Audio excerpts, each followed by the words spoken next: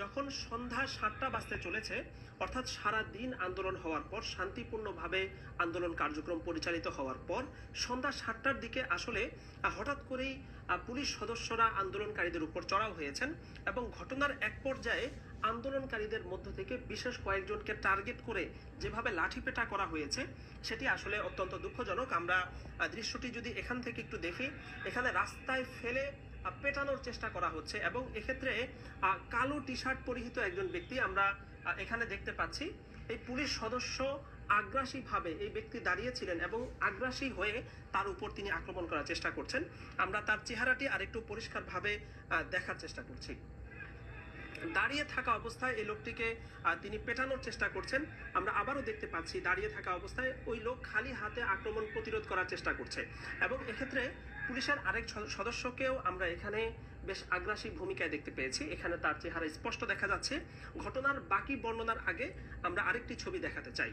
আজকে বিকালবেলা যখন আন্দোলনকারীরা প্রথম আলো কার্যালয়ের সামনে তারা তাদের অবস্থান করছিলেন, সেই সময়ে পুলিশের এই সদস্য একজন আন্দোলনকারীকে হঠাৎ করে লাথি দিয়ে তাকে আহত করেছেন, যাকে পরবর্তীতে গুরুতর আহত অবস্থায় হাসপাতালে ভর্তি করতে হয়েছে। সেক্ষেত্রে এই পুলিশ সদস্য তার উপর অকারণে চড়াও হয়েছেন। সেই দৃশ্য আজকে আসরের সময়, আসরের পরপর আমরা দেখতে পেয়েছি প্রথম আলো কার্যালয়ের সামনে। এবং আমরা যদি ঘটনার বিবরণ একটু দেখি, এমবিএ টাইমসের পক্ষ থেকে আসলে পুরো ঘটনাটিরই লাইভ সম্প্রচার করা হচ্ছিল এবং আমরা যদি ঠিক এই দৃশ্যটি দেখি, আজকে প্রথম আলো কার্যালয়ের সামনে রাজধানীর কারওয়ান বাজারে যখন সন্ধ্যা ৭টা বাজতে চলেছে, সেই মুহূর্তে আসলে হঠাৎ করে আন্দোলনকারীদের উপর পুলিশ ঝাঁপিয়ে পড়ে। আমরা এখানে দেখতে পাচ্ছি এখনো তারা শান্তিপূর্ণভাবে এখানে দাঁড়িয়ে আছেন এবং এই সময়ে হঠাৎ করেই আমরা দেখতে পাচ্ছি যে হঠাৎ করে পুলিশ চড়াও হয়েছে আন্দোলনকারীদের উপর এবং তারা এখান থেকে দিক বিদিক ছুটে যাওয়ার এবং আত্মরক্ষার চেষ্টা করছেন আন্দোলনকারীরা। এবং কোনোভাবেই এরকম কোনো ঘটনার সেখানে আমরা দেখতে পাইনি যে আন্দোলনকারীরা পুলিশের উপর আক্রমণ করেছেন, পুলিশের উপর লাঠি বা ইট পাটকেল নিক্ষেপ করেছেন, এমন কোনো দৃশ্য কিন্তু আমরা সেখানে দেখতে পাইনি। কিন্তু হঠাৎ করেই আন্দোলনকারীদের উপর পুলিশ চড়াও হয়েছে, সাউন্ড গ্রেনেড, টিয়ার শেল ইত্যাদি নিক্ষেপ করা হয়েছে এবং বেশ কয়েকজন আহত হয়ে গুলিবিদ্ধ হয়ে হাসপাতালে ভর্তি হয়েছেন। সেই তথ্য এমবিএ টাইমসের স্থানীয় প্রতিনিধি আমাদেরকে জানিয়েছেন। এবং এখানে সামাজিক মাধ্যমে যে কথাটি বারবার ভেসে আসছে যে আমরা এমবিএ টাইমসের একটি প্রতিবেদনেই আজকে দেখেছি যে রাজধানীর যাত্রাবাড়ি সহ বিভিন্ন জায়গাতেই ব্যাটারি চালিত রিক্সা চালক যারা আছেন তারা আসলে বিভিন্ন জায়গায় অস্থিরতা সৃষ্টির চেষ্টা করছেন।